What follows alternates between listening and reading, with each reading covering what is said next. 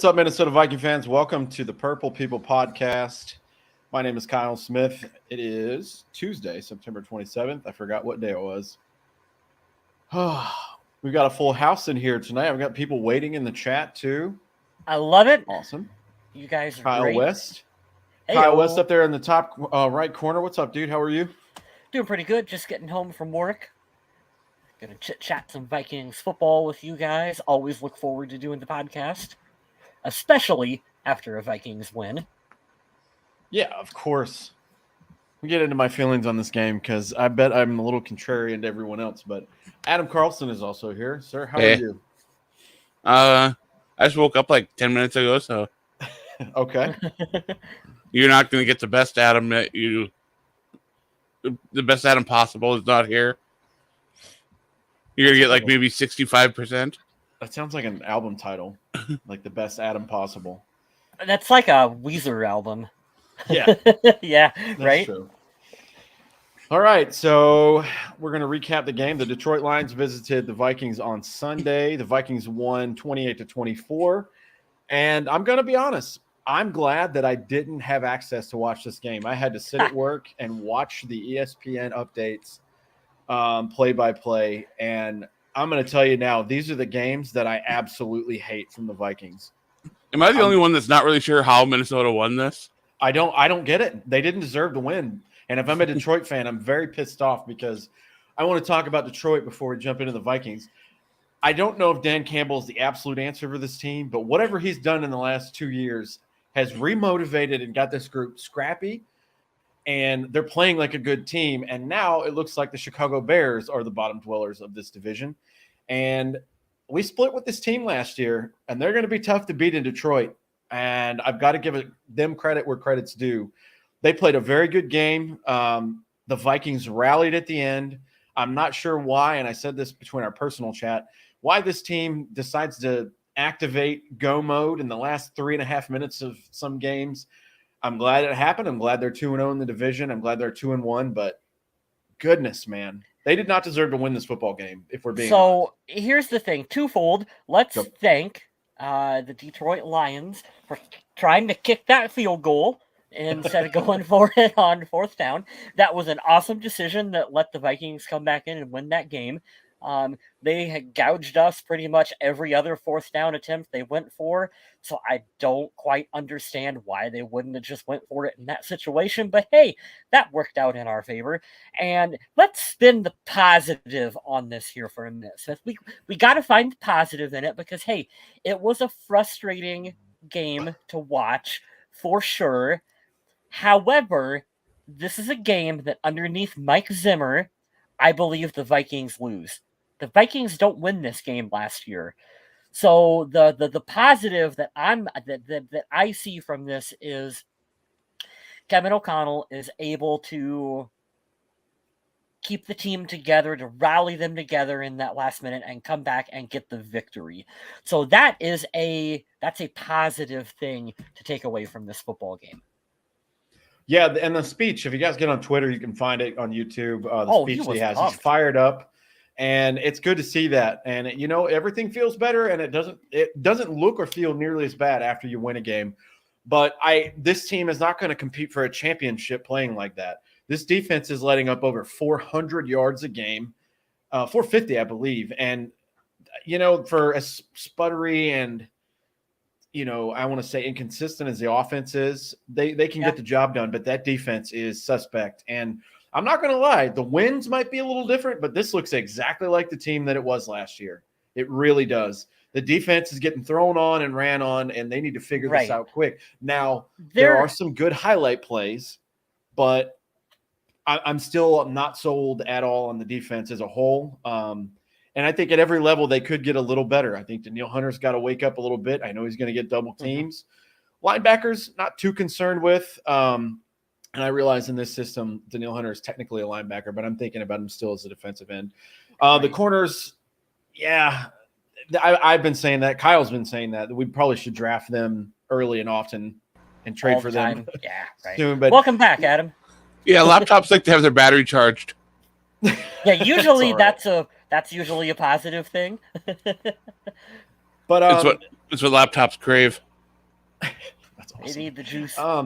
Harrison Smith was also out in this game, and you have backup safeties. One, and I think Bynum was playing, so I won't call him a backup anymore. He has rotated in the starting lineup, and I get it. They're going to pick on these guys, but I don't care. I want to see the defense be better. They're giving up a lot of yards, and I'm not taking anything away from the Lions. We're going to play, very good teams later on in the season. Mm-hmm. We're going to Buffalo. We're going to Miami.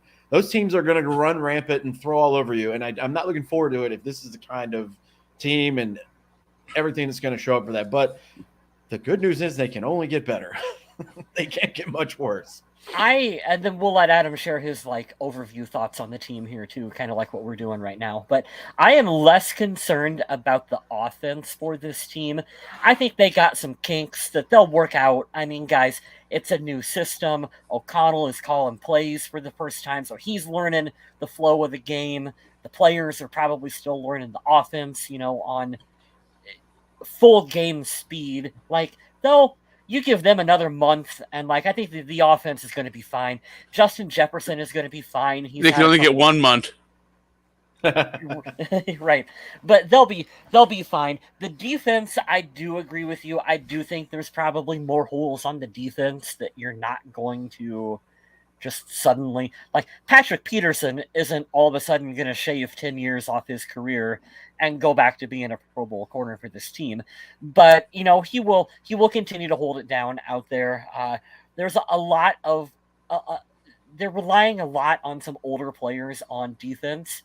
And this is kind of what you get when you do that, but you couldn't expect the team to completely restart and cut everyone, because you do have a lot of talented players on offense, and it would have been a disservice to completely gut one whole side of the team and throw a season. I don't think you were going to do that.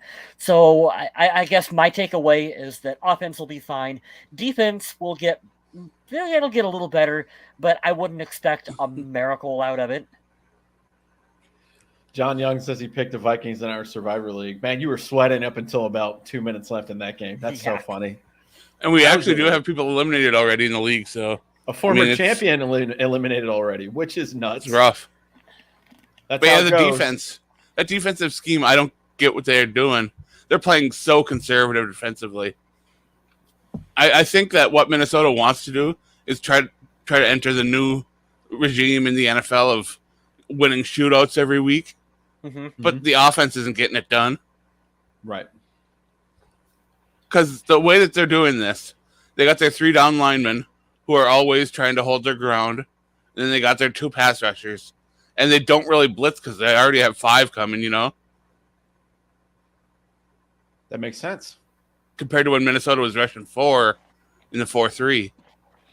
And then sometimes blitzing for the 5th. It almost makes me wonder if they don't feel that they have the personnel to run the full scheme that they want to run. So they're just kind of, well, hey, this is who we got and this is what we're going to run. And we're just kind of going to sit back and hope for the best. I guess keep the plays in front of them. I really don't understand. I'm with you, Adam. I don't fully understand what they're trying to do on defense right yet. It's just be conservative. That's all. Keep the plays in front of them, not give up big plays, but then they still do.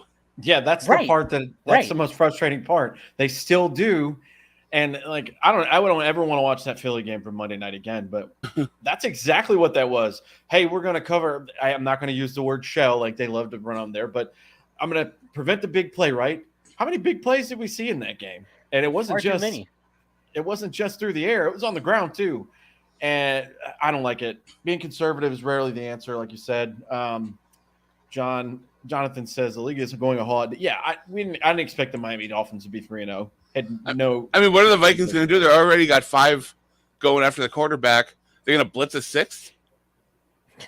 That's not a fun game to play when the quarterbacks these days get the ball out so fast. Even Jared Goff can connect on a lot of passes in a row if they're not tough passes. Correct. Yep. And once a quarterback starts hitting those passes, we've seen before, even subpar quarterbacks can run a day and just put up monster numbers. Cliff says he's going to choke slam Ed Donatello. Yeah, knock some sense into this guy. You're not going to beat a Ninja Turtle.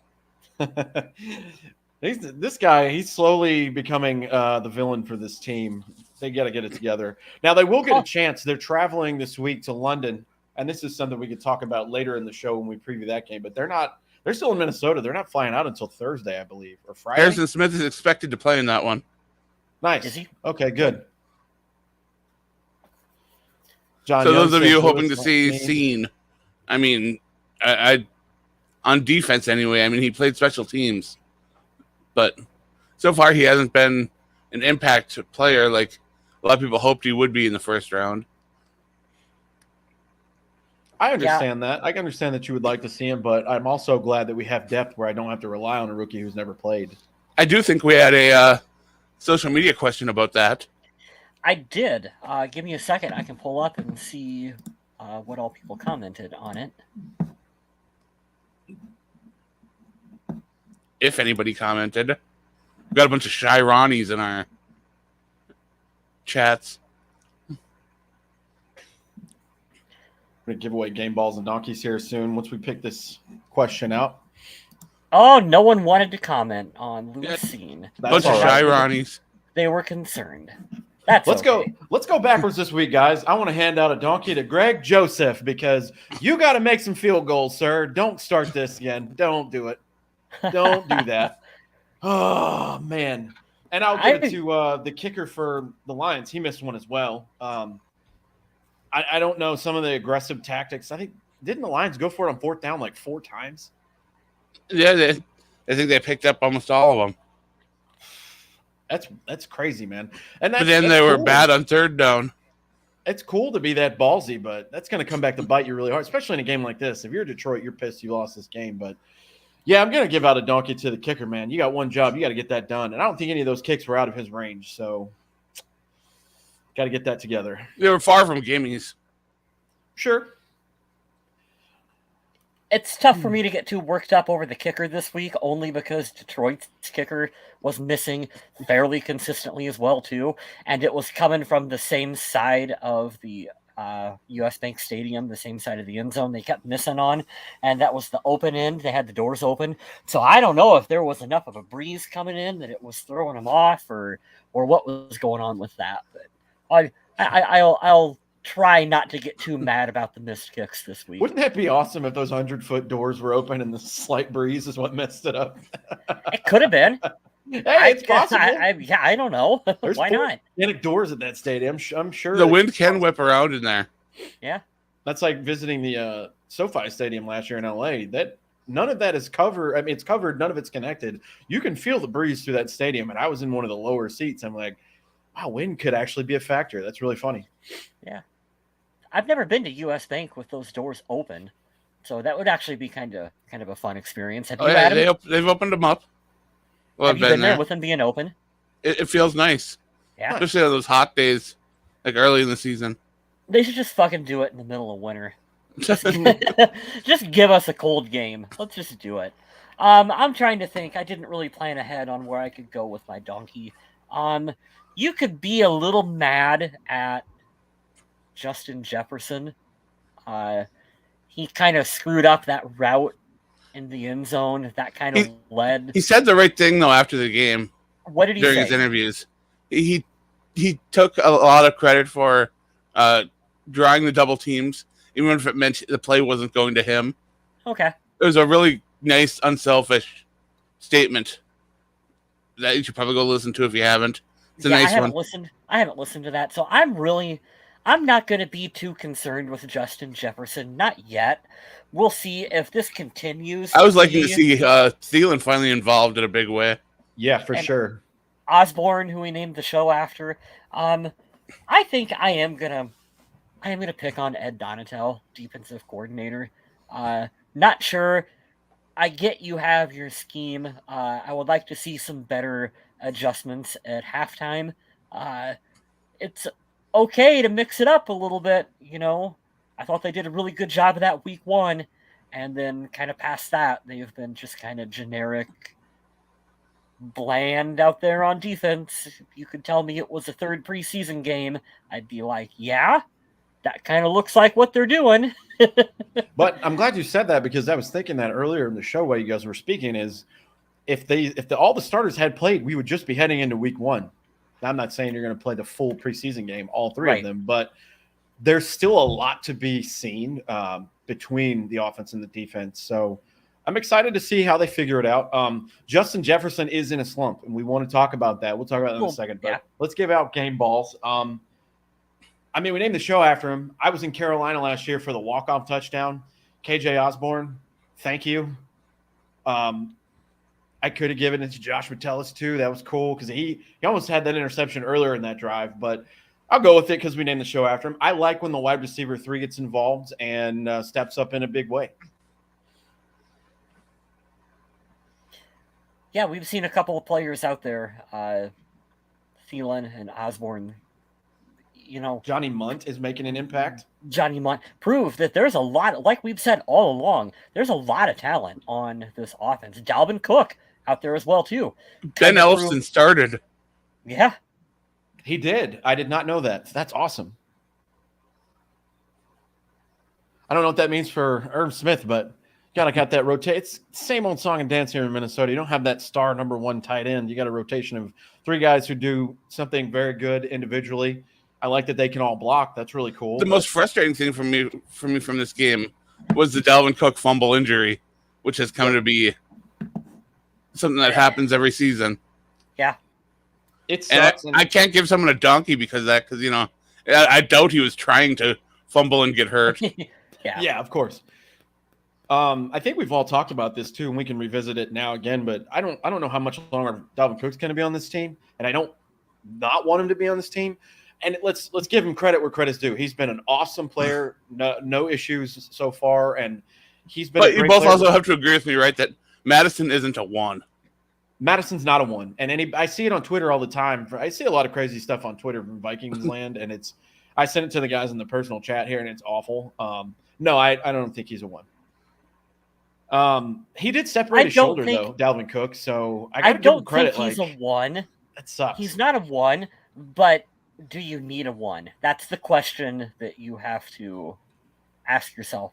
Do you have enough talent between a couple other backs that you could say, all right, maybe we're going to move on from Dalvin Cook? So should Cook go get his procedure and sit out 6 weeks or so? Or should he try to play hurt through with the extra padding? Would you rather have a healthy Dalvin Cook coming back if we're a wild card team and him coming back later in the season? Yeah. I could talk myself into that situation. It's going to be a tough decision for the team to make. It is. Because Dalvin has played through this before. Mm-hmm. I know, and it's the question of what do you call the value of a running back who can't play every game, and it's a brutal position to play, let's be honest, but what's the value there? And is he willing, which I wouldn't be if I was a player, I'd like to get every cent that I could, but is he willing to take a little bit of a discount? If he's willing to do that, I think the team would be more open to it.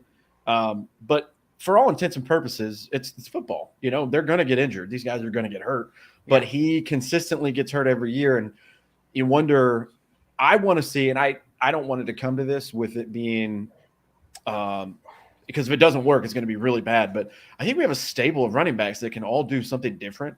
I'd like to see what Kevin O'Connell can do with some of these young guys. I really want to see Ty Chandler on the field.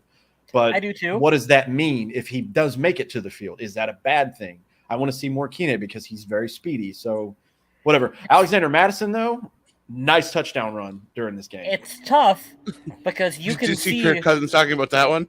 So that was a big man run? I didn't see that. I haven't watched any of the clips. I just tried to get in the highlights because I was watching it on the ESPN app. I was watching the play-by-play the whole game. That was a big boy run right there. It was. He was expecting to get a couple yards and just be in better position. And he looked over and he saw he was in the end zone. Yeah. Thank you, Charlotte. Yeah, I'll give that one to Kyle West. What's tough, though, is that when Cook is healthy, you 100% want him on the team because he's still consistently one of the better backs in the league when he's on the field. But he wasn't really part of the game plan either for the first couple of weeks. No, but they seem to have shifted to him a little bit for this one. Yeah, because the defense started queuing in on Justin Jefferson. Can I defend him just a little bit, though? Not to argue with Adam, but The first game, if JJ's wide open all day, yeah, throw it to him. Give him 200 yards. That's fine. But nobody was good in that Philly game. Nobody was. And nobody was good. And then they got behind and they switched it to throw it mode. So I just hate that the injuries came week 3. If this was week 14, I'd be like, chill for a couple weeks. We'll coast it out. You've given it up, and it would already have 1,000 yards by now. But I don't, he played last year in that Pittsburgh game with a messed up shoulder, and he did fine. But it's a little bit till our bye week. I want to see the guy be healthy so he can be productive. You guys remember me talking a little bit this offseason about how the Justin Jefferson hype train getting a little out of control? Oh, yeah. I still feel that way. If he doesn't get 150 yards a game, people are disappointed. I think what sucks, too, is we're starting to see when people really get physical with him and really press him, he's having some issues. And I think that's a good thing for him to work through. But he's also drawing all the attention from their number ones and double covered sometimes. And he's going to have to find a way, or he's going to have to accept that 60 yards and maybe a touchdown is his cap, but it's going to get the other guys involved. As long as they win, we don't care. But it sucks from what we've seen for 2 years straight, and now it's like he's been silenced for 2 games. I also don't like when other guys get hyped like that, like, oh, Jeff Okudah is here. It's like, relax, dude. Relax. I'm going to take the whole sample of the guy you picked number 3 overall versus 1 game because I don't think the league has figured Justin Jefferson out. The league has been like, oh, shit, we should probably cover him now. Thanks. It only took you 2 years to figure that out. But Did you watch that video I sent of Rich Gannon breaking down some of Justin Jefferson? I did. For the past 2 weeks, and so that was an interesting look. And but he was also pretty open about it too, where he was like, some of this is the struggles of the quarterback play.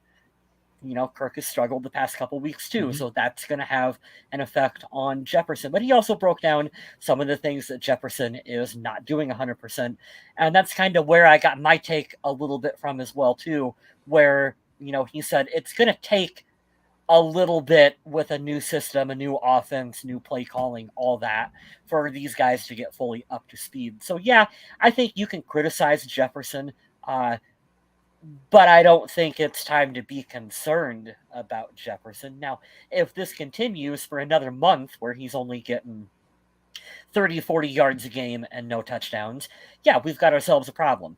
But I don't think that's going to happen. Well, you got to let the coach do his thing, too. This is an offensive guy. He'll figure out ways to get him open. They'll figure it out. Yeah. How can you not figure out how to get the ball to Justin Jefferson? And I hate to do that. I hate to do that thing where we poo-poo on other teams, but you do have the Saints and the Bears coming up. So you got some opportunities. Now, the Saints are going to be tough defensively, but I watched them play in Carolina, and Jameis Winston is not it. So if there's a bounce-back game for the defense coming up, as long as the jet lag and the traveling doesn't take too much of a toll, they should have a chance to keep the train rolling here. But, the offense has looked – to me, to keep going back to it, they've looked a little out of sync. We're going large portions of the game before they remember that Adam Thielen is on this team. And it's not like he's declined that much. They just don't seem to be quite in sync right now. And once they all get on the same page... It is strange because Cousins usually, the last couple seasons, has just been, on the dot with Thielen, Thielen, that connection. Yep. But it's just not there this year. He's a little wobbly, especially after that Philly game. But also, this is the Kirk Cousins experience, man. We've seen this movie, right? Right. He'll have some ghosts that he sees, have some Sam Darnold in him. I'm seeing ghosts, and then he'll just throw an absolute dart to KJ Osborne, and not the touchdown. I mean, barely over one guy in stride. I'm like, he's still very good. To me right now, it just feels like they're still kind of, we know the offense, we know the play call, but we're still kind of thinking about it and processing it. And that's what gets you that little step behind on defenses. And once they get to the point where we're just rolling with it, is when it's going to look more to what I think we all think the potential can be for them. Yeah. To answer though, my game ball is Christian Darrisaw. He is having himself one heck of a season. Yep. The tackles are playing so well. Good call, Adam. I'll go. I Hey. didn't really pick one. I'll go with Brian O'Neill. How about that? Hey, how about this too? We shared it in the chat at some point, or maybe I saw it on Twitter and it didn't share it. Garrett Bradbury is having himself a damn good year. Yeah. 3 games in, and he is not the problem on that line. So I still don't think. Let's not say it again. I still don't think he's good, but he hasn't been glaring. Yeah, how about that thing I shared with you guys in our chat about Pat Elflein? Yeah, Pat being Elflein's one of the top centers in the league. He's number doing 3 it over in Carolina. He sure is. That's a rough team to watch. I have to see him at the airport every Sunday, and I have a game on. Oof. Kids love Baker. I like him too. I love his attitude, but man, oh man, that offense is terrible. There's a reason Kirk doesn't have the Hulu ads. He's got endorsement money. That's cool. Good for him, I guess. But yeah, let's go down the stat sheet real quick. We'll point out some things just so I can kind of recap the game and remember it myself. Kirk Cousins, 24-41, 260, 2 touchdowns, no interceptions this game, only 1 sack given up. Not a bad day from him. So my nephew works with a bunch of Lions fans. He said, "I don't want to go back if the Vikings lose to the Lions." Yeah, that's fair. 123 rushing yards for the team that day. 96 from Dalvin Cook, 1 touchdown, 28 from Alexander. Yeah, the game changed when Cook got in himself a nice little string of runs. That's when the game really just shifted gears. And I like that too. 17 carries, 96 yards. He averaged 5.6. It's a good chunk. And then he had a long of 13. But both the running backs in the game got a touchdown. So that was nice. We laugh, but you understand why Zimmer wanted to run the ball through Cook. I mean, I get it. Yeah.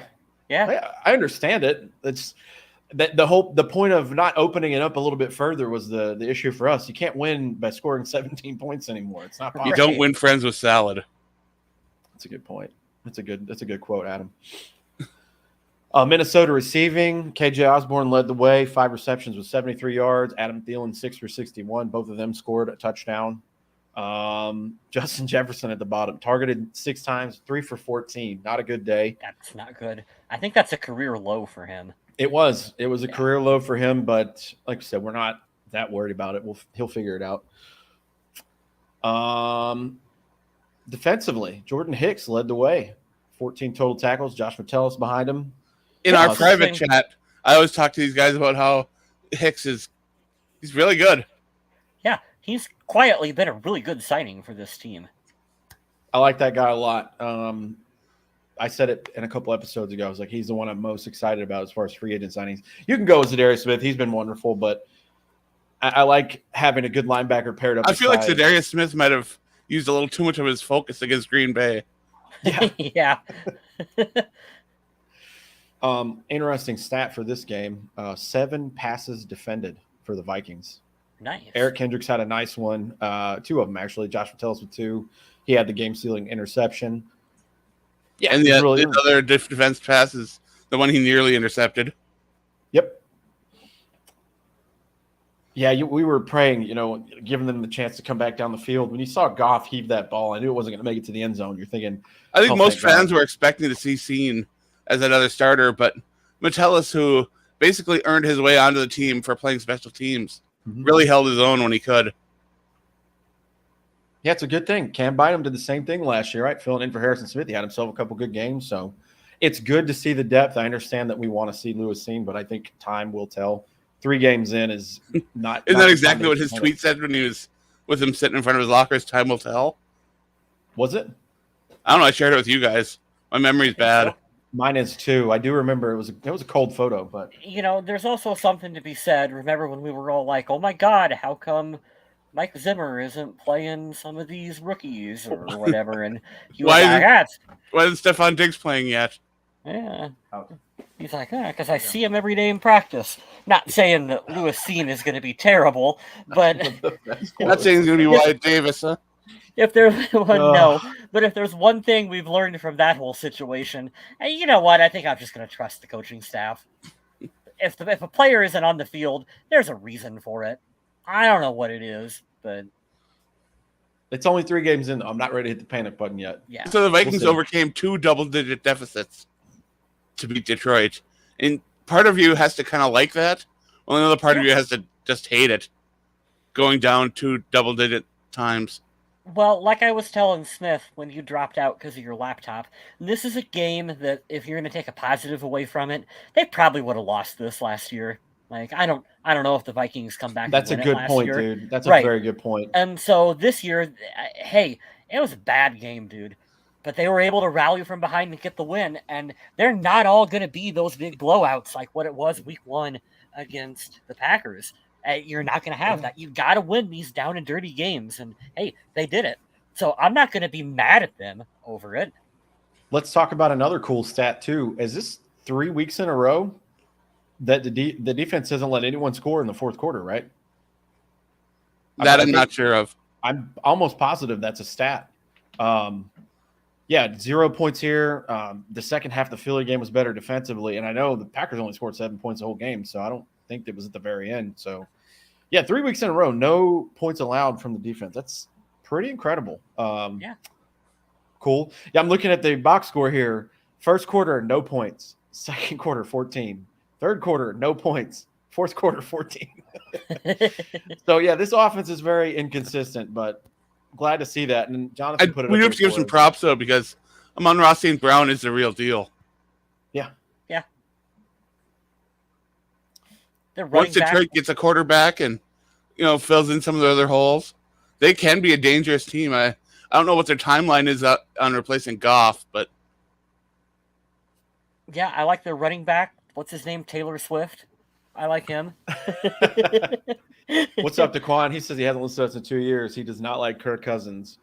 I don't think he'll be here too much longer, but I'm rooting for him while he's here, man, because I want him to do good. I don't want to see this team go 8-9 again. Well, thanks for listening, though, dude. What else did you think about the game? You got any other concerns? Let us know. I would love to see the Vikings get a young franchise quarterback, but I mean, it's not that easy. But there are a lot of teams still trying to find their guy. I would like to see them be more aggressive. Sometimes you'll get stuck with a Daniel Jones for 3 years if you do that. Oh, God. Did you guys see him last night? They're trying to get him murdered like Joe Burrow out there. Holy shit. It's so bad. I've actually brought this up because I think I told you guys the bet I have. One of my coworkers is a huge Giants fan. We have a bet who's going to have the overall better QBR at the end of the season. And I took that bet all day long. Kirk Cousins or Daniel Jones. But I'm looking here. He's already been sacked 13 times in 3 games. Jesus, man. Yeah, it's not good. Whoever that number 24 was for Detroit this game, he gave the Vikings a lot of first downs. Campbell gave us that game. Yeah, you could say that. That's what happens when you're aggressive, though. I mean, it's going to backfire on you. Man, the choice to go for that field goal there at the end of the game was just, hey, Vikings, do you want all the momentum? Detroit was very physical with Minnesota's wide receivers, and that seemed to get in Justin Jefferson's head a little bit. For sure. Because there were times when, it looked like Jefferson's wrist was being held or he'd get tugged a little bit. Yeah, you called it, Adam. I'll send you the video. Oh, my headset's dying. That is exactly what Rich Gannon was talking about in that video, is how they're being more physical with Jefferson, and it's throwing him off his game a little bit. Yeah. So that's something that he's got to work on. Now, looking ahead to this week's game, the Vikings are traveling to London. The Saints are already there. They left from Carolina the other day. Not really sure their reasoning on leaving so late. Now, there are a lot of background people, I will say, that'll try to give you the best idea of, hey, this is why you should leave later. This is why you should leave earlier. But this New Orleans defense is no joke. They've got great players at every level. They really do.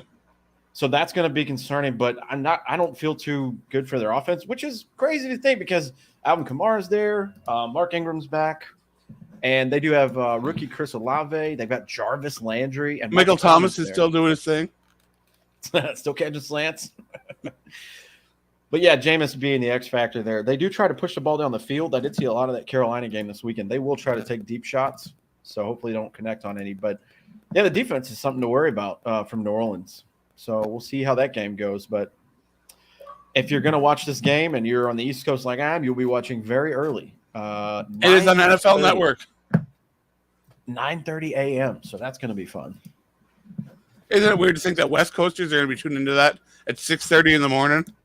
Yeah, if they tune into it at all. My nephew said to me, he's like, I probably won't be there to watch this one. That's a little early for me. I said, all right, I understand. When he's working afternoons. I was going to watch it before work, but I forgot I'm going to go see my son this weekend. So we will be watching as we eat breakfast. So I'm really excited about that. Be watching when he gets all you can eat, boneless wings from Applebee's. This kid loves some pancakes. Oh, pancakes. So good. Yeah, this kid loves pancakes. We'll probably be eating some pancakes watching the Viking game. So I'm excited about that. But yeah, somehow Vikings squeaked one out, 28-24. And I love that I love that Kevin O'Connell said that in the post game when he did his, pep talk with the team afterwards. He said, we're 2-0 in the division. That's key. And I've said that multiple times here. Really, you only have to win 6 games a year. If you're 6-0, you host a playoff game in the division. So keep going. Hopefully you win more games than that, but it's a good start. Both of those are at home, so you do have a lot of away games coming up, but we'll take it. Pancakes and Vikings football. That made me think of Wedding Crashers. Crab cakes and football. Yeah, it'll be a good time, man. I'm excited to check that out because I'll actually get to see it. I didn't get to watch this game because NFL Plus is trash. Every week that we have a show and I remember, I will talk crap about how horrible and waste of money that was. So yeah, they charged me for that, and I haven't used it once. Oh, don't worry. Even if you want to, you can't.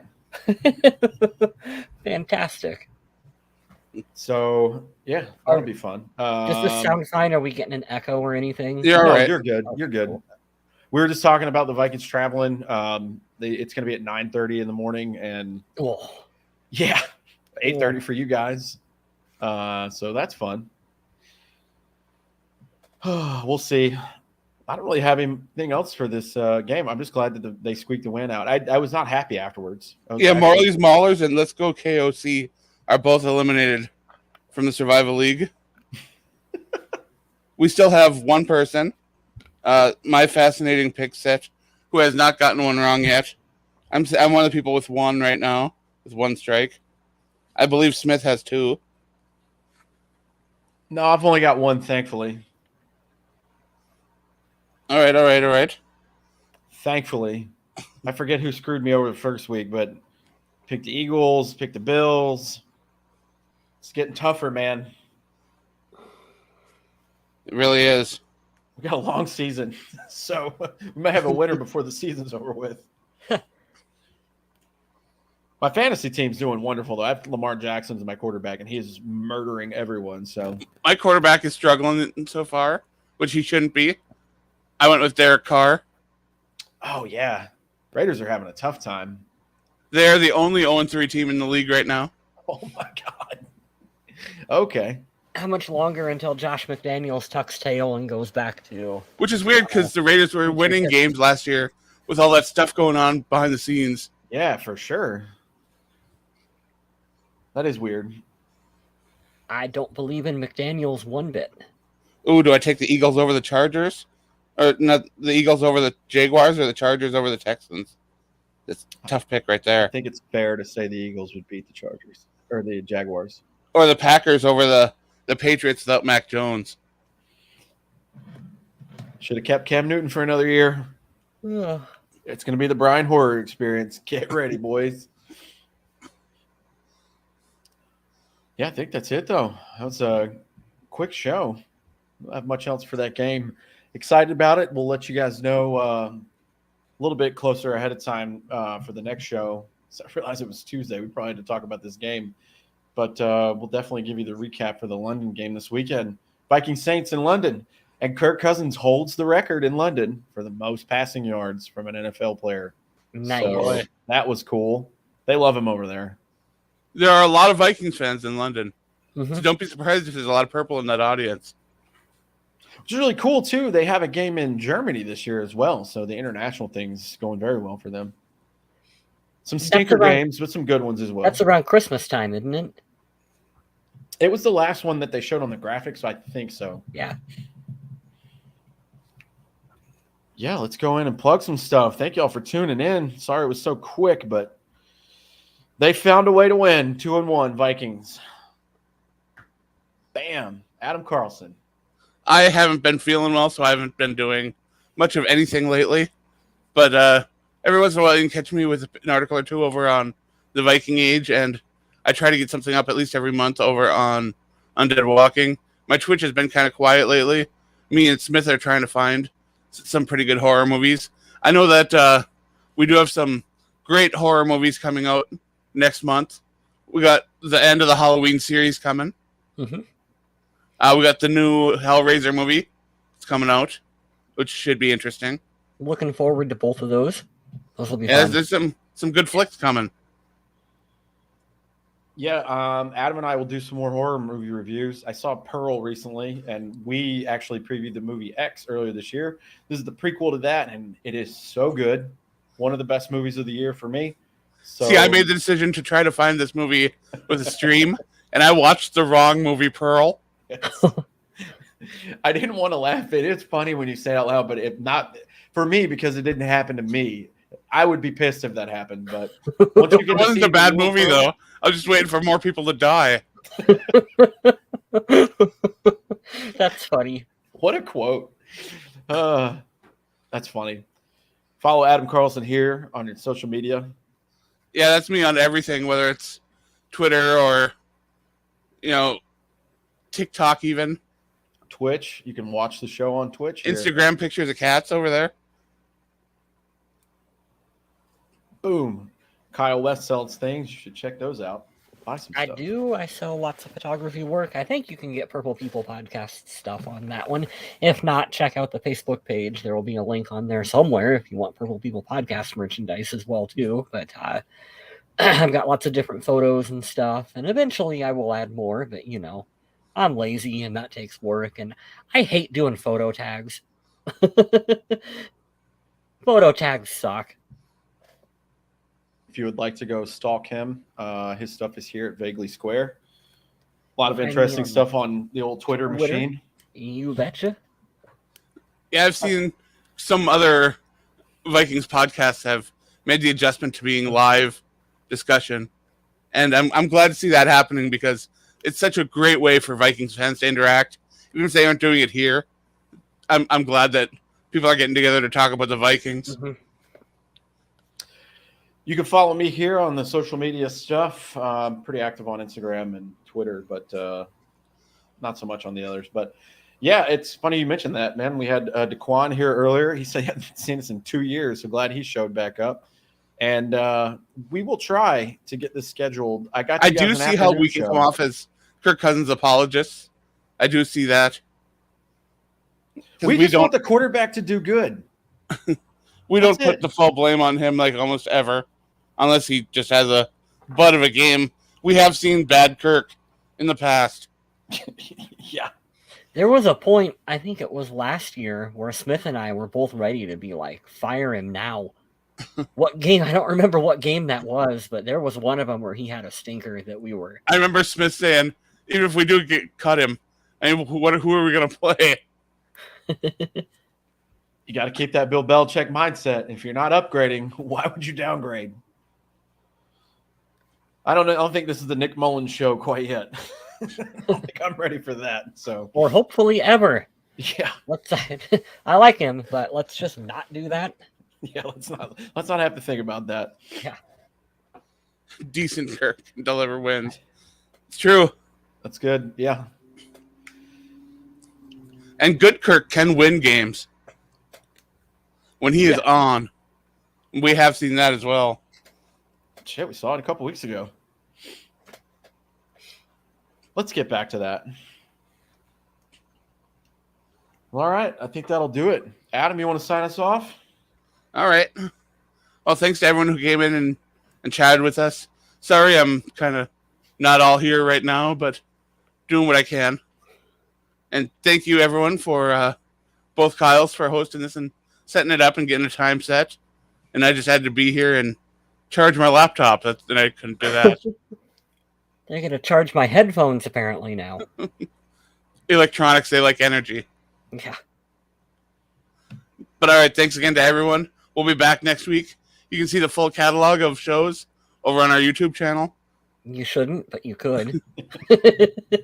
And you can listen to the most recent episodes, usually a day or two after. And that'll be on pretty much anywhere that you find your favorite podcasts. You'll also find us. So thanks again, and stay classy, Minnesota.